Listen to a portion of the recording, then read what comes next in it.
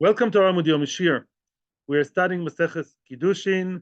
We are continuing in the last parak of Kiddushin, Parak Revi, Asoro Yuchosin. This parak is all about Yichus, about the lineage of Jewish families. We know that certain people are not allowed to marry most of other people in the Jewish community, and the Shiur is about that. We are actually now in the middle of a very interesting story, and let's just give a short summary of the beginning of the story, which we learned in the previous year. I would now start from Ein Amud Beis, the third line from the top of the page.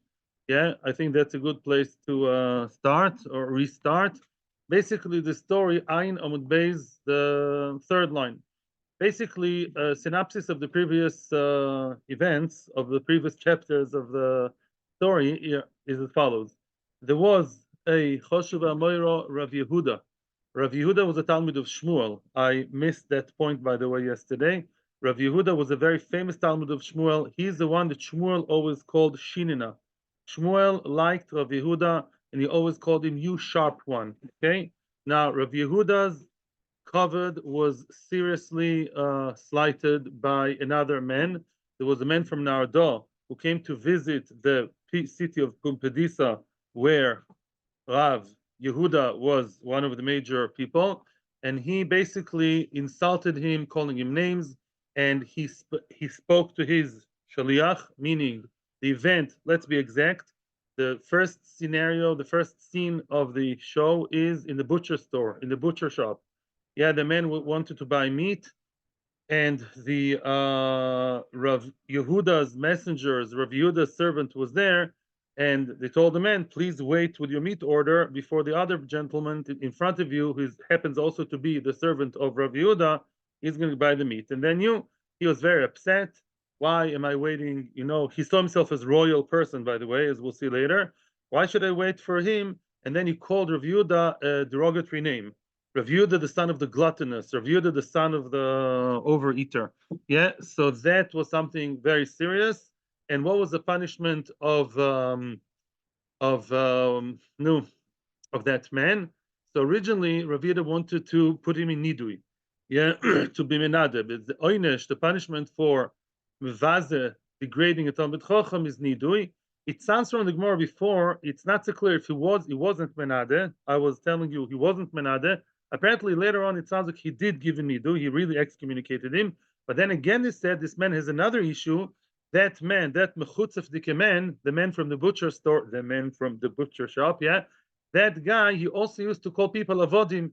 He always used to enjoy besmirching people and saying, "Oh, this guy, you think he's a real Jew? Ah, he's an Eved Knaini," because he called everyone Eved, Eved, Eved. Now Shmuel, who is the master of Rav Yehuda, has a rule. What's the rule? Famous rule all over life. Kol hapoisel b'mumoy poisel.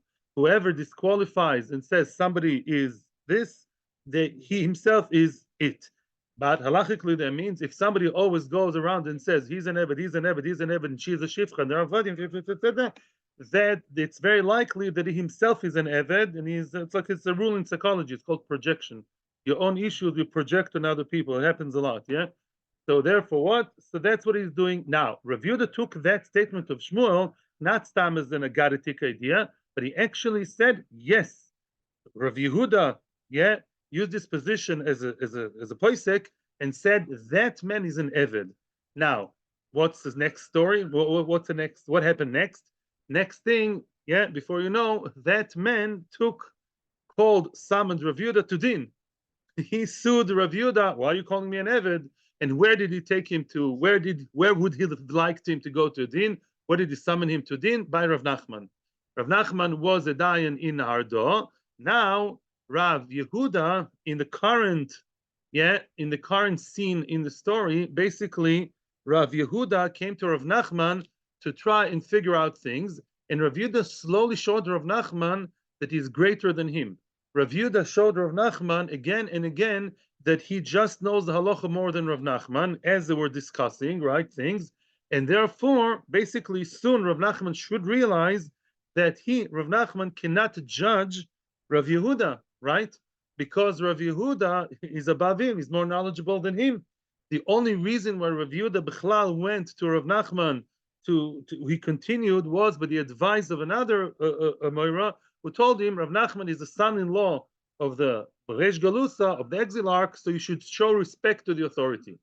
Let's continue. Ein Amud Beis. Yeah, so there was this like hard discussion, conversation, loaded conversation between Rav Yehuda and Rav Nachman. Sholchel Edvisu. Now, Ein Amud Beis, third line. Sholchel Edvisu, the wife of Rav Nachman, the famous Yalta, she sent him, yeah, a message to her husband. Sharilei Tagre, leave him alone. Yeah, Ptor Osem Ilfanecha. In other words, just let the man go. The lo nishvich kishara moritz. So he should not he should not like make you feel like, or should not show that you're Nama Oretz. In other words, I'm overhearing the conversation. She was there, and she was a very sharp, intelligent woman. Yalta is always mentioned as a tipus. So therefore, she said, no, just let the man go, because you're not winning that conversation, darling. Yeah, and therefore, just let him go. Omerle, now surprisingly, says the Maharsha, Rav Nachman did not remember. Rav Nachman was a very busy man. He had a lot of dinim. He was the Rosh Beis Din of the Reish Galusa. He did not remember that he called Rav Yehuda Ledin. He forgot about the summoning. So says Maharsha. Omerle, my shiate de Malhocho. Like, what are you doing here? I mean, we had this whole conversation. What's the purpose of you visiting my house? Yeah. Well, why are you here? Omerle. So now Rav Yehuda answered Rav Nachman. Omerle, taska das menusa shodomar abasroi. Yeah, you sent me a hazmana. You sent me an invitation to Beis Din. Very nice invitation. You summoned me to Beis Din. Yeah, abasroi after me. Omerle. So now Rav Nachman is admitting and saying, Ashta now shuta damar lo gamirna. I don't even understand the words you're saying. Yeah, your speech is, greater than mine, because if you remember, Rav Yehuda kept correcting Rav Nachman to use more Torah-dical language, right? Rav Yehuda kept telling him, this is the way Talmud Chacham should talk. All your terminology is not right. So I don't even understand what you're saying. Yeah, you really think that I sent you a hazmana? In other words, there was some kind of confusion here, not so clear. Rav Nachman says, I don't believe that I actually, did I really invite you to Beis Din? I find it difficult to understand. What did you do? Rav Yehuda now comes to prove his point. Apik diskadas menusa mi bechadye. He took out the letter, the disc. Yeah, it was on a disc. He took out the letter of the summoning mi bechadye from his chest pocket, from his clothes. Yeah, he showed him Omerle, and he showed him Hagabra ve'adaska. Look, here is the man, and here's the letter, and you're signed. Look, you are the one who invited me to Beis Din. It's hard to understand. Rav Nachman forgot that, but that's the way it was. Yeah. Omerle, guess Mishamayim, they wanted Rav Nachman not to remember. Omerle, now Rav Nachman realizes at this happy moment, at that happy note, Rav Nachman realizes that he's not really apt, he's not really up to the job to judge Rav Yehuda, who's greater than him. But the letter is a letter. Yeah. The bureaucracy, the wheel started already turning. So what are we going to do now? So he says like this. Says Rav Yehuda, let me tell you, says Rav Nachman, I'll tell you what we'll do now. If he already came here, tell me the words, which means let's continue the din. Yeah, lishtoi, let's continue and talk out the din. Why? I don't want people to say, I don't want the men in the street, I don't want any Tom, Dick, and Harry to say that Rabbanon are machnif, Rabbanon flatter each other, which means if favoritism, exactly, that's the better word for protectio, which I said yesterday. I don't want people to think that, we have our own little connections behind everybody back, and we say, he's a rabbi, and he's a rabbi. Those rabbis can do whatever they want, and the other dayan will not really ever judge them. They're above the law. I don't want people to say that. Obviously, that makes a lot of sense. And therefore, let's just continue. Yeah, let me hear the case. Yeah, in order that we go through the regular procedure, so people don't say that Chachamim are above the law. Omerle, and now, and therefore, but it's very interesting though that the other person wasn't yet there.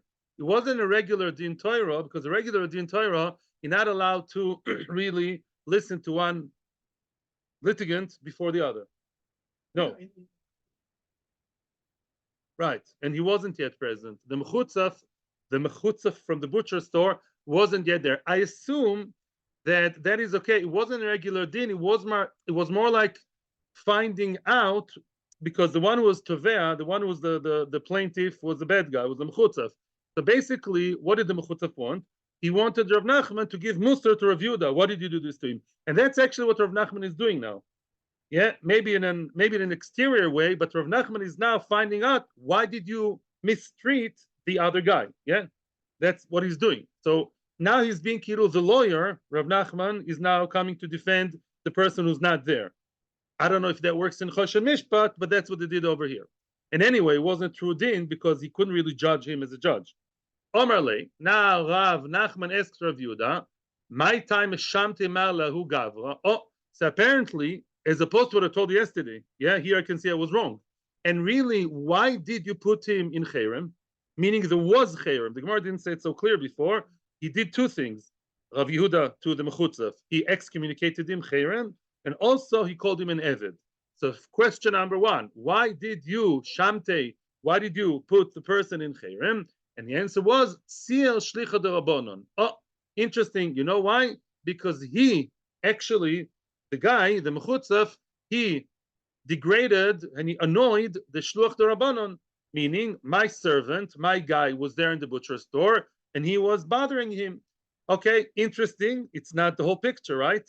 Really, he also called him names, right? He didn't just spoke derogatory to the messenger, to the servant, also to the, but the Maharsha, I think, or somebody else said he was an onov. He first said, let's first deal with the fact I'm taking myself, even if I'm taking myself out of the picture, still he was degrading my servant, and he pushed him in line in the v'chulei. So Frecht now asks Rav Nachman v'nagdei mar. We are a little bit before the end of the narrow lines. Ein Amud Beis, a little bit before the end of the narrow lines. V'nagdei mar. Why didn't you paskin to hit him? Not why didn't you hit him yourself? Why didn't you take him to Beis Din and give him lashes? Because that's a proper punishment for such behavior.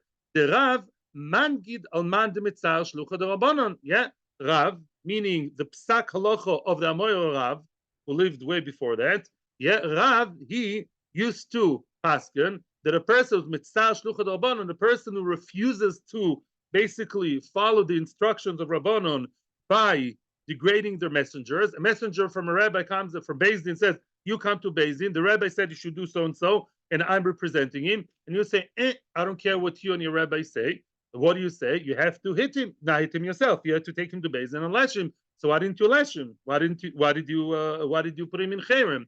Answers Rav Yehuda, the Adif Minei Avdilei.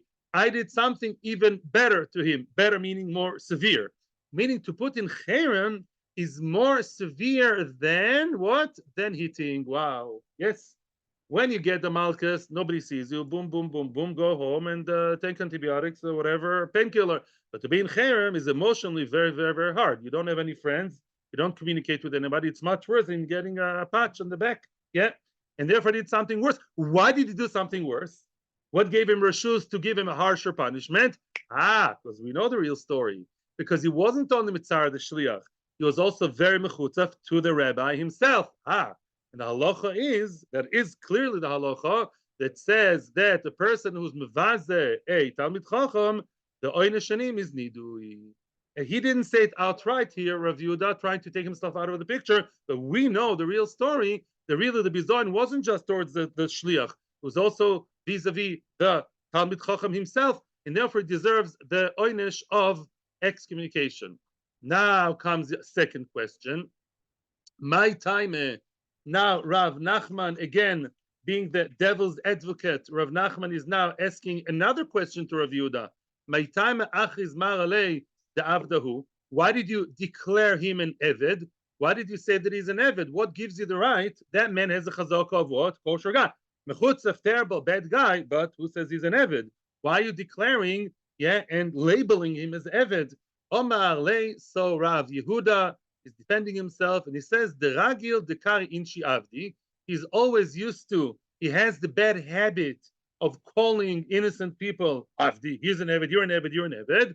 The Tani, and we learn in the Brisa, kol poisel posul. Now the Brisa, that's before Shmuel. The Brisa says whoever hassles, whoever disqualifies other people, that's a rather serious, there's serious concern that he himself is apostle. He never has a nice word to tell anybody, right? Those people who never compliment anybody and always complain. You should look, yeah. Anyway, I don't think it's a good idea to make shidduchim with such people, anyways, right? For the bad midos, right? But anyway, makes sense that these people are psulim. They have their own bitterness and bad midos. Now, what about Shmuel? Oh, Shmuel, the famous line, you know why I said that he's an Eved? Because my master, Shmuel, was also connected to Rav Nachman. Shmuel said that whoever hassles a person with a specific psul, he always has a hang up, and he calls everybody Eved, Eved, Eved, Eved. That means that what kind of apostle is he? Eved. If he calls everybody else mamzer, mamzer, mamzer, mamzer, mamzer, he himself is a mamzer. So therefore, I followed the instructions of Shmuel. And since Shmuel's dogma tells us what? That if you say about someone that he's X, means you yourself are X.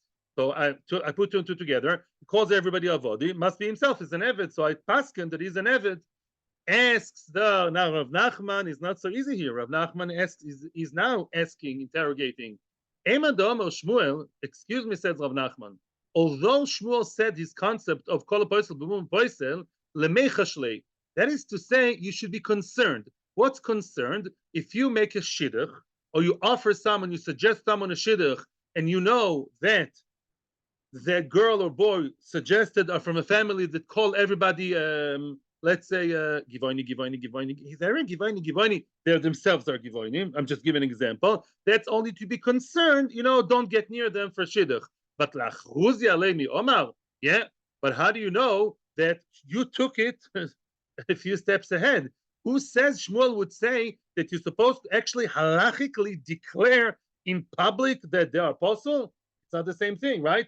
You have a rule in psychology that a bitter person, his bitterness, his resentfulness reflects something. That's very nice when you sit with the psychologist or with the shadchan. But as a rov to paskin that he's clearly an Eved, you're taking it a few steps ahead. Who told you to do that? So, ad hochi v'hochi, boom. All of a sudden, as they were talking, who's coming through? I think that's chapter 4 in the story. Yeah, this is an interesting story.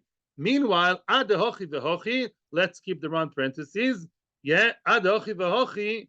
Actually, I would read the round parentheses here because there are other girsa I don't have here. Let's do it the easy way. Who comes through the door? The man, the mechutza from the butcher store, the chutzpahdik guy from the butcher store, the bar dine, the one who's the other side, the other litigant, he's actually the plaintiff in the story. He came from Nardo. Yeah, he came from Nardo. In other words, it's not so clear where it says Minardo because really they were in Nardo. Maybe that's why there's round brackets. But he was a resident of Nardo, right?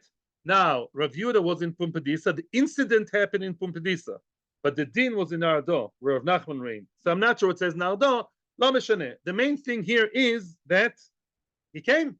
The man himself came to start presenting his side. Omer lei, and now he's starting talking to Rav Yehuda. The mechutzef guy is now starting to talk and open his mouth. Omer le'ahu bardine l'Rav Yehuda. Comes the baldin to Rav Yehuda, right? By the way, I'm thinking now, inspired by you people here and online, I think I'm getting now why this is in parentheses. You know why? I was struggling with the fact that here something is not right. How can you talk to one baldin while the other baldin is not there? But if you put that part of the story in brackets, that is to say that he didn't come now, maybe he was there all along. Get me? The Gemara didn't have to say it because it goes without saying. Could be that the whole story started and that guy, meaning the mechutza from the butcher store, he was there all along. Elamai was keeping quiet because Rav Nachman was doing his job for him. Rav Nachman was now playing his advocate, right? Like the judges sometimes go harsh on one guy, then on the other guy. So could be he was there all the time, only now he's opening his mouth, right? Omer le'ubar dine le Rav Yehuda. So now the Baldin is asking Rav Yehuda, is attacking Rav Yehuda. You calling me an Eved? You call me an Eved? I come from the household, I come from nobility of where? I'm a descendant, the scion of the Chashmonaim, the kings. I'm a son, I'm a whatever, I'm descendant of kings, of royalty. Yeah, and you calling me an Eved? Omar Lay, and now he put his foot into it. Now, because he said that, now we're going to see that he just self-incriminated himself. This is the beginning of his end.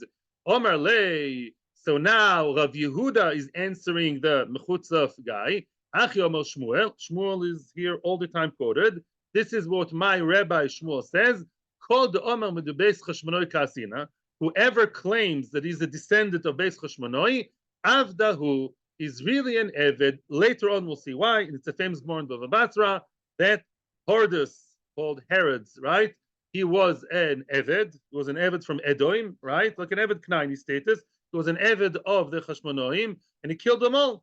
He massacred all of them, and there was a girl with the whole story. Later, she committed suicide. Basically, whoever comes to Chashmonoi is an Eved because he didn't leave them even one person alive. And therefore, if you say from Chashmonoim, you are really an Eved yourself. You just proved yourself, mister, that you are an Eved. Omar Lei. Now, this is Rav Nachman talking. Excuse me, Rav Nachman is talking, and I'm benching. And making a bracha. Omar Lei. Now, Rav Nachman is again defending the other guy.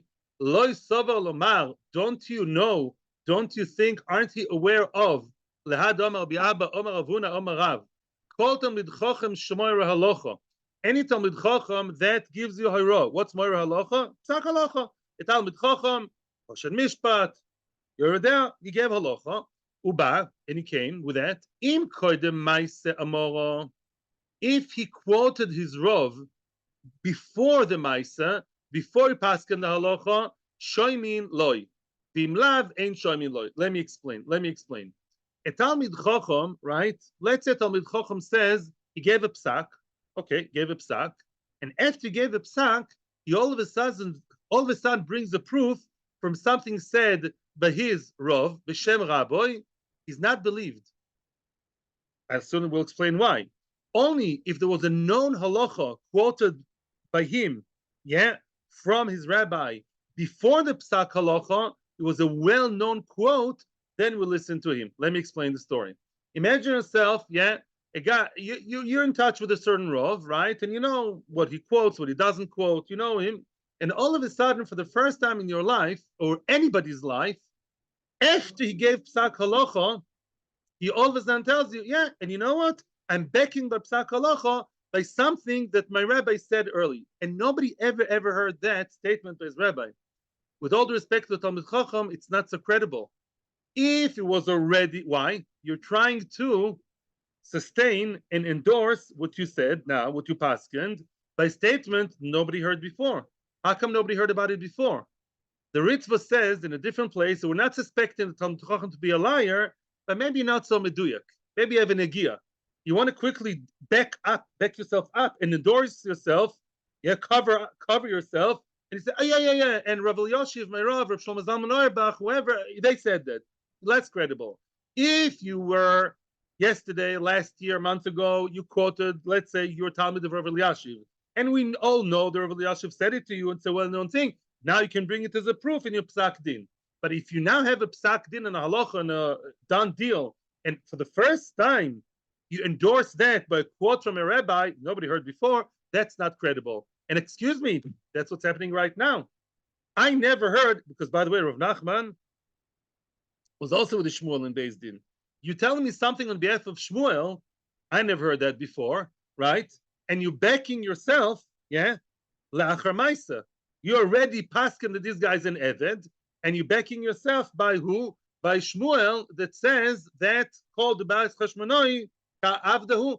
You're backing yourself by what? By telling us that anybody comes from Chashmonoi is an Eved. I never heard that before.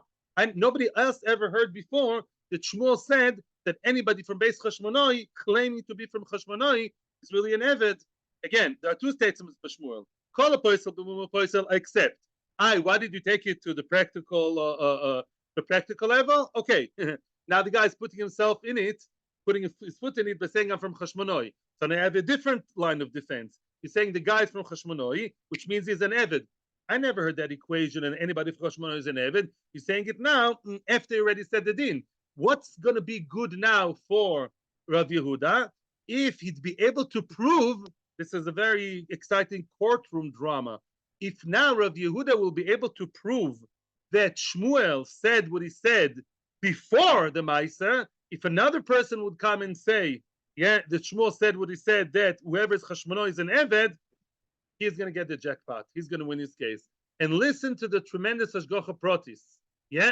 Omar Lei, Ha'ikar Rav Matna, the Kai Kavosi, says Shmuel, yes, well, Rav Matna, another Talmud of Shmuel, he also, Kai Kavosi, he also heard, he's like me. What do you mean he is like me? He also heard Shmuel saying that the Chashmonai claimant, a person who claims to be Chashmonai, is really an Eved. But where's Rav Matna? Listen to this, unbelievable. Rav Matna lo chazil nardo tleisar shoni. Wow. Rav Matna did not see Nardo for 13 years.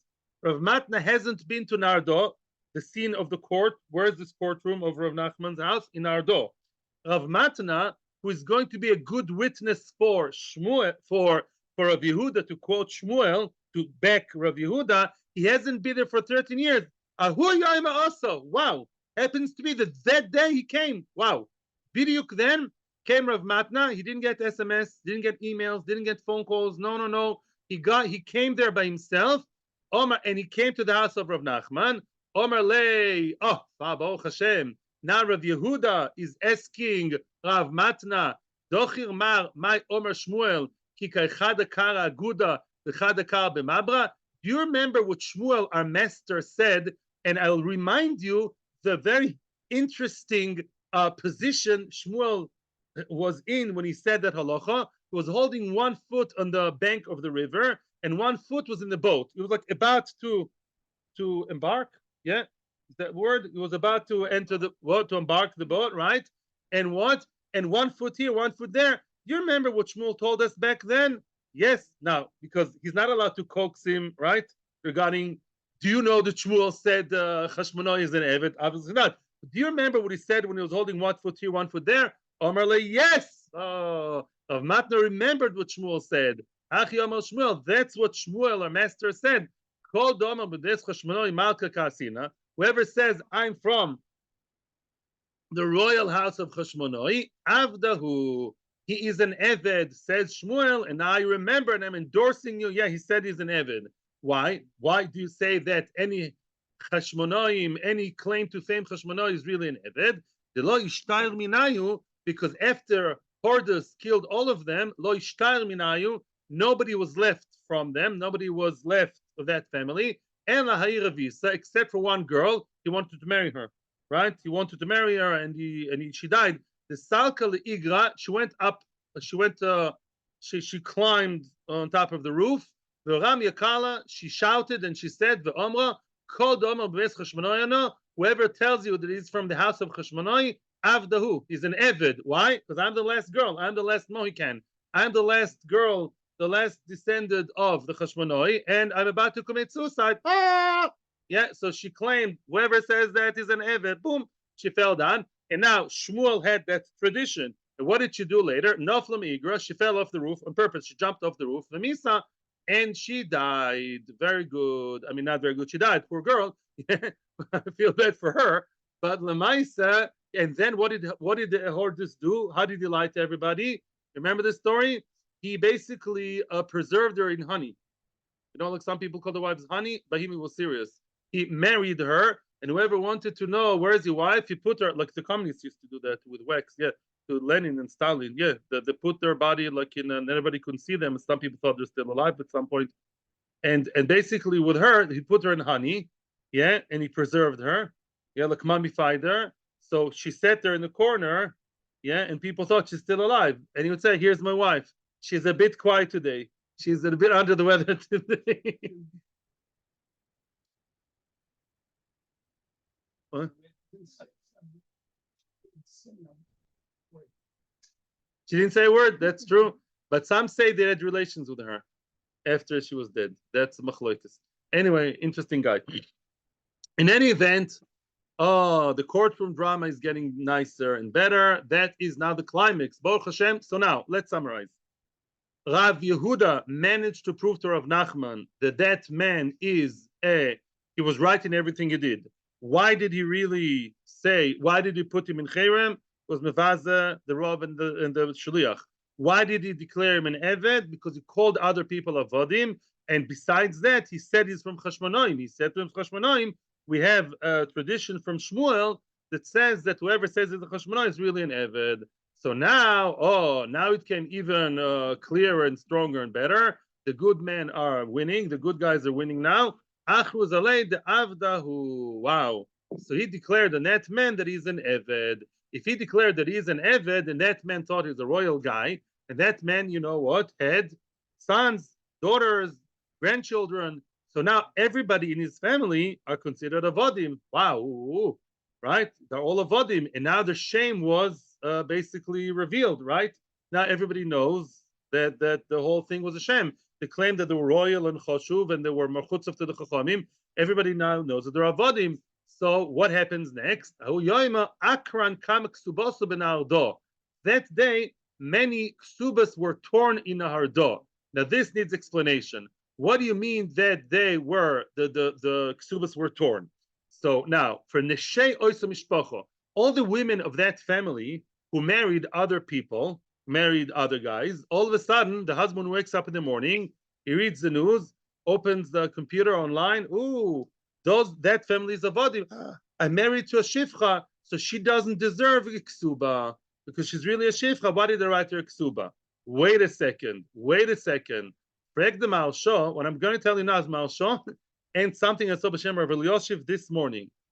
Question: if the guys that they married were regular Jews, it's not about ksuba. They're supposed to get divorced. Even if you don't follow Rabbi Akiva, even if the children are kosher, let's say, which they're not, by the way, because a woman is a shifcha, but leave that alone. They're not allowed to be together. They're not allowed to be together. If a person realizes his wife is a shifcha, the Kiddushin don't apply to a shifcha, and it's lo hiya kodesh, and it's an isser to be with her. So tonight, can go to the mikveh, finished, divorce her. So why is it about a ksuba? Answers the Marsha, the men were also avodim. In other words, the guys that they married were also of a similar family. I'm not sure why that was so, but we assume that they're of the same, birds of a feather flock together, and they're from the same kind of family, all cousins, which was very common back then. So therefore, it's an eved and a shifcha. So why did they tear the ksuba? Why did they tear the ksuba? Says Rav Eliashiv something brilliant, because an eved and a shifcha stay together. Says Rav Eliashiv, true. What did they tell you many, many times? An eved knani and the shifcha knanis, they can live together. There's no marriage. And eved and shifcha don't have proper marriage because they're not marriageable. Yeah, funnily enough, in that respect, and we spoke about it many months ago, in that respect, they're worse than goyim. They're better than goyim in many other ways. A goy has issues with his wife. Yeah, according to halacha. Yeah, a goy and a goy to get married, there's nafkamina, and ish. They're called married. Yeah, it's supposed to be loyal. But Shenkin, eved and shifcha don't have issues. Amadoim al-chamor. Therefore, there's no ksuba. That was brilliance of Rav Eliashiv. That's why the ksuba is what they're missing over here. The fact that we live together, bevakasha, Neved and Shifcha are the only people allowed to live together, boyfriend and girlfriend. But Lamaitzu, they have what ksuba? There's no ksuba because there's no kiddushin. There's no holiness and no ksuba, no commitment. And Mimela, the ksuba was torn. Maybe they stay together, but she doesn't get a ksuba. Now, let's continue the story. It's not so simple. Do you think that family of Mechutzofim, they accepted the Gzar Din, the Psak Din, that they are avodim so easily? No, Kikanafik. When who's he? Rav Yehuda. They hated Rav Yehuda, that family. Kikanafik, when he left the Beis Din / the house of Rav Nachman, Nafki Abasri Lemirgamei. They went after him to stone him. They wanted to pelt him with stones. Yeah, because he passed in the way of avodim. We don't like that. They started getting violent. Omer lehu. So now he told them, Ishtiku shtiku. Listen, guys, if you keep quiet, I advise you to do that. The Eloi, and if you don't keep quiet and you start, again, besmirching me or getting violent with me, Maglina alaichu, I will tell everybody, I will disclose the secret about you, Hodomer Shmuel, what Shmuel said, which has to do with you. Tarti Zarayosa Ikaban Ardo. There are two families in Ardo. Chada Mikria Debe Yoina. One family is called the family of the doves, the pigeons, the good bird. The Chada Mikria Debe Urvosi. The other family is called the family of the ravens, the one that the crows, Crows. The crows, right. The crows. The simanech tome tome. In other words, the one that has the name of a tome animal, of a treifa bird, is really treif, and the one that's tor is tor. What does that mean? He's basically telling them as follows. According to the Maharsha, he said it to them quietly. He said, guys, he better be quiet. Why? Because I know from Shmuel, and this is a tradition before me and beyond me, Shmuel knows that in this family, there's one family who's very pure and another family who's impure, meaning you have other issues. I think it means to say, besides being an Eved, you have other issues, maybe of Mamzerus or something like that, right? So if you don't keep quiet and you start stoning me and this, I will tell everybody what I'm telling you quietly. That's what the Maharsha says. I'll disclose to everybody, and people will believe me that not only your avodim, which can marry each other or can be mishtacher maybe or something, really, I will tell everybody that you are even worse, and that's the truth, so keep quiet. And they kept quiet. What did they do? Yeah, now the question is really, now you may ask a question, why didn't you really reveal to everybody that they're Tomeh? We're now entering a very big question, a very, very big question, which I would think the main question will be discussed tomorrow. And the question is, funnily enough, do you or don't you tell the entire world when you know somebody's a mamzer? Let's say you know, I don't know, somehow, you know that so-and-so is a mamzer. How much are you supposed to reveal to the entire world? Are you supposed to just tell one person who's interested in shidduch? Are you, as a rabbi, as a community leader, supposed to tell everybody? You'll be surprised to know that you're not always supposed to tell everybody. Oh, so now explains the either Maharsha or Vidyash. Remember, they say like this. Why did he uncover and disclose the secret about them being avodim? Because the guy himself said, Eved, Eved, Eved to everybody. He himself put his foot into it. I'm from Chashmonoi. Rav Yehuda only basically did the Makeh Bepatish to show everybody what this guy is all about. But if they have other issues such as Mamzerus, it's not necessarily a good thing to tell everybody. There is such an approach in halacha, as we'll see later, and therefore Rav Yehuda said, "Listen, if you guys stop, threatening me with stones, then good. Otherwise, I'll go out of line, and I will tell everybody about your additional problem. So keep quiet, okay?" And then nobody would marry you. So they kept quiet. What did they do? Shadia, what was the response of that nice family? Shadia lahu rigma miyadayu. They basically let go of the rigma, of the stoning stones, of the pelting stones from their hands. The kam atma benahar malka. They threw it into the river, and there were so many stones that they wanted that they clogged the river, they blocked the river. It created like a dam in the river Malka, in the river King. In other words, there's so many stones, that it's interesting. That's my own chiddush, Baruch Hashem. I don't know, some came to mind. What's the idea that they stopped the river? Because it says, Yisacher pei dover sheker. It says, what's Yisacher? Yisacher with a chof will be stopped, and Secher is a dam, D-A-M, a dam is a Secher. In other words, those people who lied, Yisacher pi. There's like a dam on their mouth. Hashem basically closed the mouth of those liars, just like a Secher. Oh, now we're going to see more stories. Not stories so much, more incidents of Amoraim who basically did announce about certain families that they're apostle. It's not nice, not politically correct, but you have to do it. Sometimes you know that there's a family in town. Now we're holding with the Shita, Pashtus, that you do have to announce sometimes about certain families that they're apostle, so people should know not to marry them. Machiz Rav Yehuda Pumpedisa. Can I ask a question? Yes, you can. Just a very quick question. For the question. Machiz Rav Yehuda ben Pumpedisa. Rav Yehuda announced in the city of Pumpedisa. Excuse me. Before we continue, I accept what one of the participants, what you said, Yaakov, is saying. If there are vodim, how come they can also be mamzerim? Because there are vodim, they're not mamzerim. Although we said before there was an opinion in the Mishnah before, arguing on Rav Tarfon. It said that an Eved and a Bas Yisrael is the Vlad is a Vlad. Excuse me, the mamzer who marries a shifcha, the Vlad is a mamzer. There is an opinion of Rav Lezer, so there is such an opinion, right? Maybe we follow him. A mamzer who marries a shifcha, then the kid is a mamzer, not a regular Eved. So it could be that some mamzerim got involved with the shvachos of that family, and then the kid is a mamzer. I like your but that could be an answer. That could be the truth. Weiter. Machis Rav Yehuda Pumbedisa. Rav Yehuda announced in Pumbedisa. It's the same Rav Yehuda. This is his own hometown in Pumbedisa, where he actually is in charge. And he said, Ada the Yoinason, Av the Ada and Yoinason. There are two people in town. One of them is called Ada, a man called Ada. The other one Yoinason. And they're Avodim. You should know that they're Avodim. People they walk around as if they're not Avodim. They are. People should be aware of that. Don't marry them or their children because they're Avodim and they walk around as if they're not. Yehuda Bar Papa Mamzera. Yehuda Bar Papa is a mamzer. There was one man, not Rav Papa for sure. Yehuda Bar Papa is a mamzer, and people should know. In other words, it sounds like Rav Yehuda was of the opinion that you do announce. Yeah.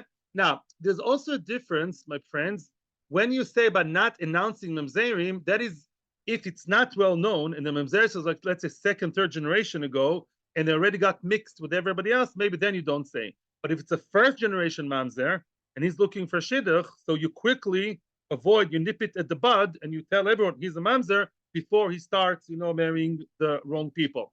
Now, Yehuda Bar Papa is a mamzer. Bati Bartuvia. Bati Bartuvia is a famous guy. You know where Bati Bartuvia appears? At the end of Avodah Zarah. The end of Avodah Zarah, it says that Bati Bartuvia and Rav Yehuda together. Bati Bartuvia was a slave, and Rav Yehuda was a Rav Yehuda. They went together to a hotel, and the hotel, part of the service of the hotel was to give a girl a zoino in the room. In the hotel room, you go to the hotel room, there's a zoino. So Bati Bartuvia accepted her and spent the night with her, and Rav Yehuda did not. And then they complimented Rav Yehuda, and they said to Bati Bartuvia, you're not a real Jew. And really, Bati Bartuvia, what was he? He was an Eved. Now, Bati Bartuvia was walking around as if he's not an Eved. So now says Rav Yehuda about him, Beramus Rucha loy shokil gita de cherusa. Because he's a Balgaiva, because he's arrogant and haughty, that's why he did not take a get shichur from his master. Let me explain. As I said many times, Eved Knaini has two different aspects. There are always two layers of being an Eved Knaini. You belong to someone, and that can be dealt with very easily if he frees you mitzad the money. There's another aspect, an Eved Knaini is halachically an Eved Knaini. He's not chayv in all the mitzvahs, he's not allowed to marry anybody, except for a shifcha, v'chulei. Now that Bati Bartuvia, financially speaking, mitzad choshen mishpat, he was free. But he did not accept the get shichur that makes him from an Eved into a Jew. Why? It was too much of a balgaiva. I'll accept the get shichur of an Eved Knaini. He's denying being an Eved Knaini. Yeah? Like some people say, I don't need help, I don't need it, I'm better, yeah? So that Bati Bartuvia, everybody should know he's an Eved. He does not belong to anybody, but he didn't get this get shichur. So mitzad, the halachas of marriage, v'chulei, mitzad the Even HaEzer, you don't marry him, he's an Eved. Machiz Rava b'Mechoiza. Rava was Machiz in the fancy city of Mechoiza, the rich city of Mechoiza. Rava was a Rosh Yeshiva and a Dayan in Mechoiza, and he announced, Beloi, Danoi, Taloi, Meloi, Zagoi, Kulam Nifsul. In other words, he said about those either families or places, the people who come from those families or those places, you should know, before they mix into everybody else and they move to, I don't know, Wichipicha, everybody should know these people are disqualified from one reason or the other. Amar Rav Yehuda. Rav Yehuda is also disqualifying. Govoi, if you know of people called Govoi, that family or that place called Govoi, are really Giv Onoi. The reason why that family name is Govoi, because really they are Giv Oinim. What are Giv Oinim? David HaMelech said Giv Oinim have the same status midrabanan as Mamzerim. So if that family called Govoi, there's a reason for it. And I know Govoi really stems from Giv Onoi, they're Giv Oinim. Dor Nonisa, there was a place called Dor Nonisa. Dor is like a kfar. Like in Yiddish, Dorf. Dorf is a village in Yiddish and German, I think too. So Dor Nonisa, the Roy Nesinoi. You should break the word Dor Nonisa, the Roy Nesinoi. The village of the Nonisa is the village of the Nesinim. Nesinim and Givonim are the same. Be aware, those family names are not for nothing. They really allude to those families being disqualified. Amar Rav Yosef. Rav Yosef is adding another statement about Mamzerim v'chulei, or Avodim. Hi, Beikuvi de Pumbedisa. That Beikuvi was like a suburb of Pumbedisa. Kulam de Avdi. The people who live in Beikuvi near Pumbedisa, you should know that town, the all Avodim, don't marry into that family. I mean, unless you're an Eved yourself. Eved and Shifcha, go have fun. but you shouldn't marry them. For regular Jew, don't marry the avodim. Sorry. Kula avodim. Yeah. Now, Omar Vido Shmuel, Arba me'os avodim. There were 400 avodim. Ta'amil arba salafim avodim, and some say there were 4,000 avodim. Hoyolo lePashchor ben Imar. Pashchor ben Imar, says Rashi, was the times of Yirmiyahu Hanovi. It was the times of Jeremiah. Already then, in those families, they had a lot of avodim. The kulam nitmeu bekehuna. Wow. All these avodim became they faked it, and somehow they were nitma, they inculcated, they got mixed up, right? Within who? With kohanim. Wow. So you think they're kohanim, and really they are avodim. How did that happen? So there's a brilliant explanation. Says Rashi Poshut, that Pashchor guy, he was a kohen, so was Yirmiyahu. And you know why people believed them that they're kohanim? What does an Eved Knaini of a kohen do? We saw last week's parsha. Nobody else does except for the Eved of the kohen. He eats truma. Ooh, yes, unbelievable. An Eved Knaini, in some funny way, is more privileged than you and I. Why? Because he eats a truma. What is the truma? It's called kinyan kaspoy. It says the kinyan kaspoy of a kohen eats truma. So that kohen comes and he dates a girl from a kohen family, and he says, "I'm a kohen. Don't believe me? Hey, my friend, bring me the truma." He's eating truma. Wow, he's a kohen. She's falling for him. What a kohen. So those people, you think they're kohanim. I know from my knowledge, really they come originally from kehuna as avodim of the kohen, and therefore we say that be aware that there are avodim. The whole kohen shesh ba'azus ponim. If you see a kohen that is with azus ponim, a kohen that's too mechutzav, too insolent, too cheeky, such a kohen eino ela mehem. If you see a kohen which is, too brazen, too in your face, must be he's really not a kohen. Beware, don't marry him. He's really an eved. Give me a second. Omar Abaye, says Abaye, kulu yatvan b'shura de benardo. Abaye says, well, it's easy to locate them. Baruch Hashem, they're not all over the place. They all sit in the same town called Shura de Nardo. Maybe Shura means the wall, around the walls of Nardo, a certain area, that's where they are. Thank you for your patience. I'll listen to you soon. That statement that said that a coin that's a bit, brazen and, a bit cheeky is from really avodim, that statement argues with Rabbi Elazar. Why? Rabbi Elazar says, if you see a coin that's, an az ponim, az metzach, no, don't think that it comes from avdus or mamzerus or bad stock, that it doesn't come from nobility. It says your nation are like the warmongers kohanim, meaning kohanim by nature, they are passionate people. Am I being nice politically correct? Hey, over there, the kohanim tend to fight.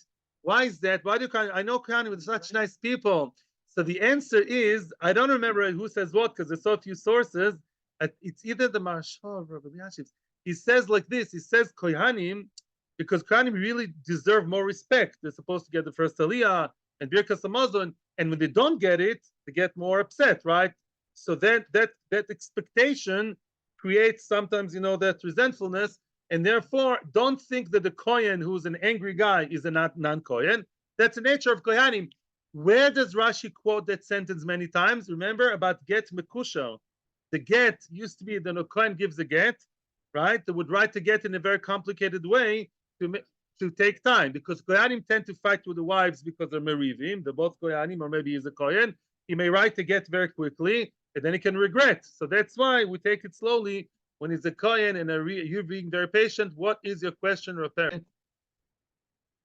Parents is asking a very good question, which may be asked by Meforshim. I didn't see. A very good question. How come you have this large family of 400 or 4,000 people who was not a new family to Bavel? They are a family from the times of Yirmiyahu, right? What happened to them?